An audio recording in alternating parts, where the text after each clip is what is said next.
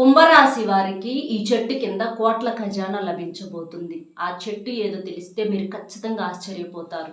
మీరు ఎన్ని పనుల్లో ఉన్నా సరే కాసేపు పనులన్నీ పక్కన పెట్టి ఈ వీడియో కనుక మీరు చూసినట్లయితే ఆ కోట్ల రూపాయలని మీరు సొంతం చేసుకుంటారు. ఎందుకంటే అదృష్టం అనేది మనిషికి జీవితంలో ఎప్పుడో ఒక్కసారి మాత్రమే తలుపు తడుతుంది. అది కూడా మనం ఏం పట్టించుకోని సందర్భంలో, మనం ఏదో ఒక పనుల్లో ఆ ధ్యాసలో లేని సందర్భంలో అట్లా వస్తుందన్నమాట. అది ఆ టయానికి లేచి తలుపు తీసిన వాడు నిజంగా అదృష్టవంతుడు అనమాట. అలాంటి అవకాశం మీ కుంభరాశి వారికి వచ్చింది. కాబట్టి మీరు ఎన్ని పనులు ఉన్నా సరే ఆ కోట్ల రూపాయలను మీరు సొంతం చేసుకోకపోతే మాత్రం తర్వాత మీరు చాలా బాధపడాల్సినటువంటి పరిస్థితి అనేది వస్తుంది. ఎందుకంటే ఎంత కష్టపడినా ఎంత చేసినా ఎవరైనా సరే, ఏ మనిషి అయినా సరే కోటి విద్యలు కూటి కొరకే. అలా మనం ఎంత పని చేసినా కూడా ఒక రూపాయి సంపాదించుకోవటం కోసమే. కాబట్టి ఎంతసేపటికి రెక్కల కష్టమే కాదు, రెక్కల కష్టంతో పాటుగా మనకు అదృష్టం అనేది కూడా, అంటే ఆ దైవానుగ్రహం వచ్చినప్పుడు, అంటే ఆ దైవానుగ్రహం మన మీద పడినప్పుడే మనము ఇట్లాంటి అవకాశాలు అనేవి చేజిక్కించుకోగలుగుతాము. అలాంటి అవకాశము ఇవాళ రోజున మీ రాశికి వచ్చింది. కాబట్టి నిజంగా మీరు చాలా అదృష్టవంతులని చెప్పుకోవచ్చు. ఎందుకంటే దైవానుగ్రహం అంటే ఎన్ని పూజలు చేసినా, ఎన్ని నోములు నోచినా, ఎన్ని వ్రతాలు చేసినా అంత ఈజీగా దొరికేది కాదు. అది కూడా పెట్టి పుట్టి ఉండాలన్నమాట. కాబట్టి అలాంటి అవకాశం ఈ రోజున మీకు వచ్చింది. కాబట్టి కాసేపు పనులన్నీ పక్కన పెట్టి ఒక్క 10 నిమిషాలు వీడియో చివరి వరకు వినండి. అలాగే వీడియోకి ఒక లైక్ ఇచ్చి సపోర్ట్ చేయండి. చేస్తే ఇంకొంతమందికి చేరటానికి అవకాశం అనేది ఉంటుంది. కుంభరాశి వారికి రాశి చక్రంలో 11వ రాశి. ఈ రాశికి అధిపతి శని. కుంభరాశి వారు వ్యక్తిగతంగా చాలా మంచివారు. అలాగే వీరు చూడటానికి కూడా చాలా చక్కగా ఉంటారు. అంటే మంచి చక్కని రూపాన్ని కలిగి ఉంటారని చెప్పుకోవచ్చు. అలాగే వీరు అలంకరణ ప్రియులుగా కూడా చెప్పుకోవచ్చు. అంటే ఎక్కువగా అందంగా రెడీ అవ్వడానికి ఇష్టపడుతూ ఉంటారు. అంటే ఆ లక్ష్మీ కళ అనేది వీరి మొహంలో ఎప్పుడూ కూడా ఉట్టి పడుతుందని చెప్పుకోవచ్చు అనమాట. స్త్రీలు అవ్వచ్చు, పురుషులు అవ్వచ్చు, చూడంగానే కూడా ఎవరైనా సరే వీళ్ళని అలా చూస్తూ ఉండాలనిపిస్తుంది అనమాట. పెద్ద పెద్ద నేత్రాలతోటి, పొడవైనటువంటి జుట్టుతోటి చాలా చక్కగా ఉంటారని చెప్పుకోవచ్చు అనమాట. అలాగే ఇంక వీరి వ్యక్తిత్వం విషయానికి వస్తే ఎప్పుడూ కూడా కళలో కూడా ఎవ్వరి చెడును కోరుకోరు. అందరూ బాగుండాలి, అందులో మనము ఉండాలి అని చెప్పేసి ఎవ్వరి చెడుని కూడా ఎక్కడా కూడా అసలు ఆశించరు అనమాట. చేతనైతే సహాయం చేస్తారు, లేదంటే సైలెంట్గా వీరి పని వీరు చేసుకుంటారు. కానీ ఒకరిని ఇబ్బంది పెట్టేటటువంటి మనస్తత్వం అయితే వీరిది కాదనమాట. కాకపోతే వీరి రాశి పరంగా కష్టాలు అనేవి చాలా ఎక్కువగా ఉంటాయి అన్నమాట. ఎన్ని చేసినా కూడా వీరి జీవితంలో కొంతమందికి ఆస్తులు ఉన్నోళ్ళు ఉండొచ్చు, కొంతమంది డబ్బు ఉన్నోళ్ళైనా లేని వాళ్ళైనా వీరికి కష్టాలు అనేవి ఎక్కువగా ఉంటాయి అన్నమాట. చిన్న వయసు నుంచి కూడా అన్ని రకాలైనటువంటి వ్యక్తుల మధ్య భయంగా, అంటే ఒక్కొక్కరి మనస్తత్వాలు ఒక్కొక్క రకంగా ఉంటాయి. అట్లాంటి ఆలోచనల మధ్య ఇలాగ పెరిగినటువంటి వ్యక్తులు అనమాట. కాబట్టి ఏ మనిషికైనా సరే మర్యాద అనేది చక్కగా ఇస్తారనమాట. ఎందుకంటే వీరు పడినటువంటి అవమానాలు అవ్వచ్చు, వీరు పెరిగిన వాతావరణం అవ్వచ్చు, ఇలా ఎక్కువగా కష్టాలను ఎక్కువగా చూసి పెరిగారని చెప్పుకోవచ్చు. అలాగే ఒక వయసు వచ్చిన దగ్గర నుంచి కూడా ఎక్కువగా వీరి కష్టాలనే ఫేస్ చేస్తున్నారు. వీరికి ఏంటంటే ఎక్కడో ఒక వెలితి, ఏం తప్పు చేశాము, ఏం పాపం చేశాము అన్నట్లుగా వీరి జాతకంలో కొంతమందికి ఉన్నప్పటికీ కూడా ఏదో ఒక బాధ, ఏదో చెప్పుకోలేని ఒక ఆ బాధ, ఆ వెలితి అనేది ఎప్పుడు కూడా ఉంటుందన్నమాట. మనసులో ఏదో మనశ్శాంతి అనేది లేకపోవటము, ఆరోగ్యం సహకరించకపోవటము, ఇట్లా కొన్ని రకాలతో బాధపడుతూ ఉంటారని చెప్పుకోవచ్చు అనమాట.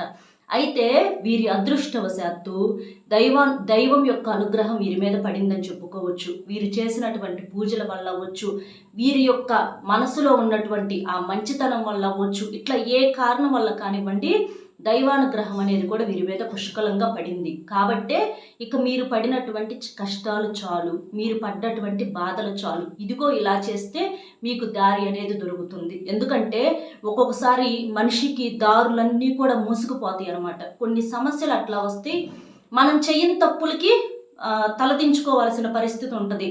మనం చేయని వాటికి మాటలు పడాల్సిన పరిస్థితి, మనకి ఏ పాపం తెలియపోయినా కూడా నిందలు పడాల్సిన పరిస్థితి, ఎంత కష్టపడుతున్నా డబ్బు ఉండదు, కలిసి రాదు, అప్పులు చేయాల్సిన పరిస్థితి, డబ్బు వచ్చినా కూడా నీటికిలాగా వృధాగా ఖర్చులు అయిపోవటము, సంపాదన కన్నా కూడా ఖర్చులు ఎక్కువగా ఉండటము, ఇంకెక్కడన్నా అప్పులు చేయటము, ఇంట్లో సరిగ్గా అవసరాలు కూడా తీర్చక ఇంట్లో భార్యాభర్తల మధ్య గొడవలు, ఎప్పుడు చికాకులు, మనశ్శాంతి లేకపోవటం, ఇంట్లో సుఖం ఉండదు.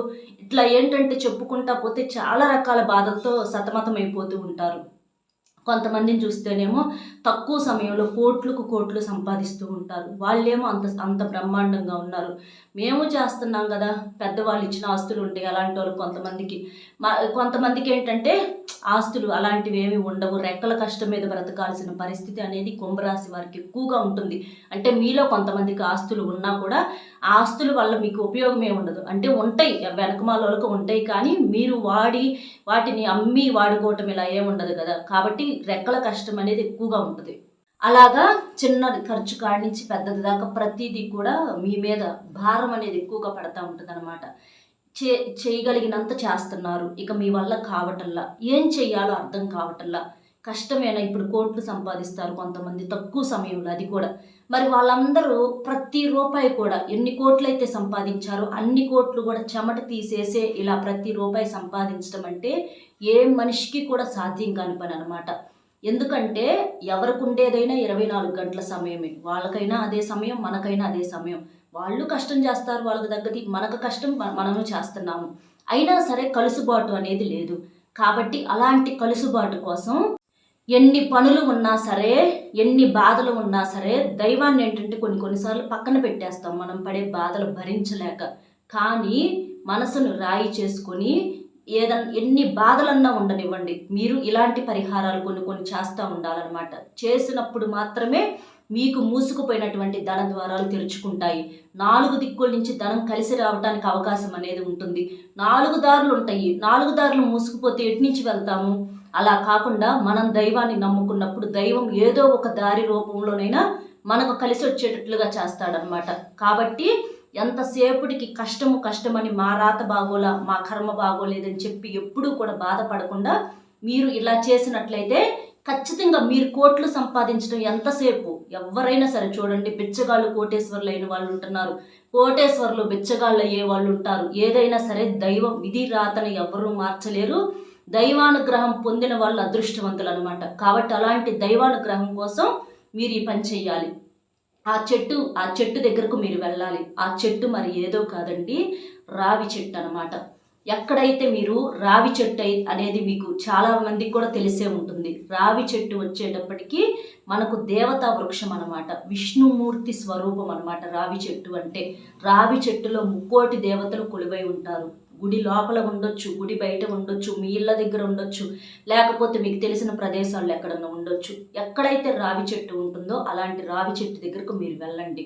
ఏది కొన్ని నియమాలతో చేసుకోవాలి. మీకు ఎప్పుడైనా సరే ఒక ఆదివారం రోజున ఈ పరిహారం అనేది చేయండి. రావి చెట్టు దగ్గరే మీకు ఆ కోట్ల ఖజానా అనేది లభించబోతుంది. మీరేం చేస్తారంటే చక్కగా స్నాన కార్యక్రమాలు పూర్తి చేసుకుని ఆ రోజున ఆదివారం రోజున మాంసాహారం ఆ రోజున తినకూడదు. ఇలా మీరు ఎన్ని వారాలు చేయాలి అని అంటే 11 ఆదివారాలు చేసుకుంటే మీకు మంచి ఫలితం అనేది వస్తుంది. నిజంగా కోట్లు మీకు ఏదో ఒక రూపంలో కలిసి వస్తాయి. ఎందుకంటే దైవాన్ని నమ్మకపోవటం అంటే మనల్ని మనం అవమానించుకున్నట్లే. ఎందుకంటే దేవుడిని అవమానించడం చాలా తప్పు అనమాట. మనం నమ్మకంగా చేసినప్పుడు మనకి ఏదో ఒక రూపంలో మనకు కలిసి వస్తుంది అనమాట. కాబట్టి 11 ఆదివారాలు మీరు ఈ పరిహారం చేసుకోండి. ఆ చెట్టు దగ్గరకు వెళ్ళి ఏం చెయ్యాలి అని అంటే, మీరు ముందు మాంసాహారం తినకూడదు, రెండవది నలుపు రంగు బట్టలు ధరించకూడదు. ఆ 11 ఆదివారాలు శుద్ధిగా ఉండాలి. స్నానం, తలంటు స్నానం మీకు కుదిరితే తలంటు స్నానం చేయండి, లేకపోతే ఒంటి స్నానమైనా తప్పనిసరిగా చేయాలి.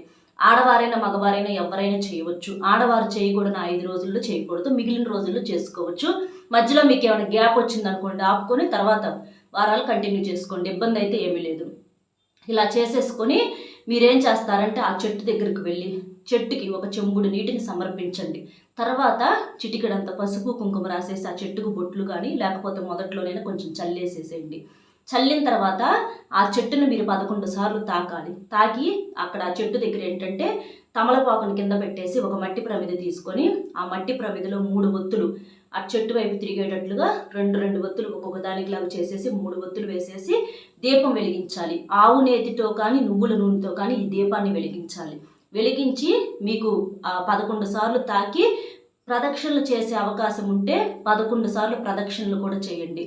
అలా చేసి మీరు సంకల్పం చెప్పుకోండి ఆ చెట్టును తాకి.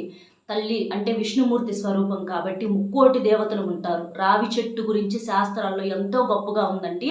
చెప్పుకుంటే మనకు సమయం అనేది సరిపోదనమాట. చాలామందికి దగ్గరలో ఉంటే ఏముందలే అని అనుకుంటారు, కానీ రావి చెట్టు యొక్క విశిష్టత మామూలు విశిష్టత కాదనమాట. కాబట్టి చెప్పుకోండి సంకల్పం. విష్ణుమూర్తి అంటే లక్ష్మీదేవి అంటే భర్త అనమాట. కాబట్టి విష్ణుమూర్తికి మీరు ఎంత నమ్మకంగా పూజ చేస్తారో లక్ష్మీదేవి అనుగ్రహం కూడా మీకు కలిగిద్ది అనమాట. చెప్పుకొని మాకు మూసుకుపోయిన ధన ద్వారాలు తెరుచుకోవాలి, మాకు డబ్బు పరంగా బాగా కలిసి రావాలి, మేము కోట్లు సంపాదించాలి, మాకు అప్పులు తీరాలి, మాకు కనీస అవసరాలు తీర్చాలి, ఇల్లు కట్టుకోవాలి, మా పిల్లలకు పెళ్ళిళ్ళు జరగటం లేదు, ఆలస్యం అవుతుంది, పెళ్లి జరగాలి, సంతానం లేని వాళ్ళకి సంతానం కలగాలి, ఆరోగ్యం బాగుండాలి, మనశ్శాంతి ఉండాలని ఇట్లా మీకు ఏది ఉంటే ఆ సమస్యను ఆ చెట్టును తాకేసి జరగాలి అని సంకల్పం చెప్పుకోండి. అలా చెప్పేసుకొని ఇక మీరు 11 ఆదివారాలు ఎలాగే చేయండి. మీకు తర్వాత నుంచి చూసి అసలు మీకు ఈ లోపే మార్పు అనేది తెలిసిద్ది అనమాట. మీకు ఎంత అంటే పెండింగ్లో కొంతమందికి డబ్బు ఆగిపోయి ఉంటుంది, అలాంటి డబ్బు చేతికి అందటము, ఉన్న ఆస్తులు రెట్టింపు అవ్వటము, లేకపోతే మీరే కొనుగోలు చేసుకునే అవకాశం, అంటే సంపాదన అంత బాగా కలిసి వచ్చింది అనమాట. మీ భర్త సంపాదన పరంగా బాగా కలిసి రావటము, భార్యాభర్తల మధ్య కూడా అన్యోన్యత ఉండటము, ఇట్లా మీకు ఏదైనా పిల్లలు చదువు లేదని ఆగిపోతే అలాంటివన్నీ కూడా జరగటము, ప్రతి దానికి కూడా ఈ పరిహారం అనేది నెంబర్ 1గా పనిచేస్తుంది. కాబట్టి తప్పకుండా మీరు ఈ చిన్న పరిహారం అనేది చేయండి. మీరు రావి చెట్టు దగ్గరికి వెళ్ళి ఇలా చేసినట్లయితే మీకు కోట్ల ఖజానా ఆ చెట్టు దగ్గర మీకు ఇంకా మీరు తెచ్చుకున్నట్లే. మీరు ఓపికగా చేసుకున్నట్లయితే 11 వారాలే ఆడతా పాడతా చేసుకోవచ్చండి. చాలా సంతోషంగా చేసుకోవాలన్నమాట. ఎందుకంటే ఇలాంటివి చాలా వరకు కూడా దొరకవు, ఎవరికి తెలియవు అనమాట. తెలిసినప్పుడు అది అదృష్టంగా మనము ఆ వరం అనుకొని చేసుకోవాలి. ఏముందలే అని చెప్పేసేసి అనుకుంటే దానికి ఎవ్వరు ఏమి చేయలేరు. నమ్మకం ఉన్నోళ్ళు దేవుడిని నమ్మకపోతే ఇక మనం ఎవరిని నమ్మలేము, మనల్ని మనం కూడా నమ్ముకోలేము అనమాట. కాబట్టి సరే, కొంతమంది నమ్మకోలేని వాళ్ళు అనుకుంటారు కదా, రావు అనుకుంటారు. సరే రావు అనుకోండి, చెయ్యండి. చేస్తే మీకు పుణ్యం వచ్చిద్దిగా, కోట్లు రాకపోయినా పుణ్యమైనా వచ్చిద్దిగా, ఏదన్నా తెలిసి తెలియని ఏమైనా దోషాలు ఉంటే పోతాయిగా, మీకు మంచే జరిగిద్దిగా, దానివల్ల నష్టమైతే ఏమీ లేదు కదా. కాబట్టి అట్లా చేసేసేయండి. కానీ ఎప్పుడైనా సరే మీకు ఖచ్చితంగా కలుసుబాటు అనేది మీరే చూసి ఆశ్చర్యపోతారనమాట. అర్థమైంది కదా కుంభరాశి వాళ్ళు ఏం చేయాలి ఏంటి అనేది. వీడియో నచ్చితే ఒక చిన్న లైక్ ఇచ్చి సపోర్ట్ చేయండి. మీరు లైక్ చేయడం వలన వీడియో మరికొంతమందికి చేరి వారు కూడా తెలుసుకునే అవకాశం అనేది ఉంటుంది. అలాగే మీకు తెలిసిన కుంభరాశి మిత్రులు ఎవరైనా ఉంటే వారికి కూడా షేర్ చేసి, మొట్టమొదటిసారిగా మన ఛానల్ చూస్తుంటే సబ్స్క్రైబ్ చేసుకుని పక్కనే ఉన్న ఆల్ అనే బెల్ని క్లిక్ చేస్తే నేను పెట్టే ప్రతి వీడియో ముందుగా మీకు నోటిఫికేషన్ రూపంలో చేరుతుంది. అలాగే మీరు కామెంట్ బాక్స్లో వచ్చేటప్పటికి ఓం శ్రీ మాత్రే నమః అనేటటువంటి కామెంట్ని చేయటం వలన మీకు తీరని సమస్య ఏదైనా కోరిక ఏదైనా ఉందనుకోండి, అది ఖచ్చితంగా నెరవేరుతుంది. కాబట్టి తప్పకుండా మీరు ఆ చెట్టు దగ్గరకు వెళ్ళండి. ఆ చెట్టు ఏంటనేది తెలుసుకున్నారు కదా, లైక్ ఇచ్చి సపోర్ట్ చేయండి. మరొక మంచి విశేషంతో మళ్ళీ కలుద్దాం. Bye friends.